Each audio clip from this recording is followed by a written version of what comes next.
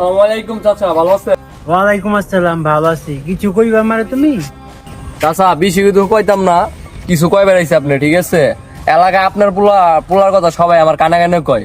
আপনার পোলা জোয়া থেকে, গাঞ্জা থেকে, মদ, মানে এভরিথিং সবই খাই, বুঝছেন? হ্যাঁ। আপনার পোলা ইমরানে মানে কি কই অনেক নষ্ট হয়ে গেছে গা চাচা, বুঝছেন?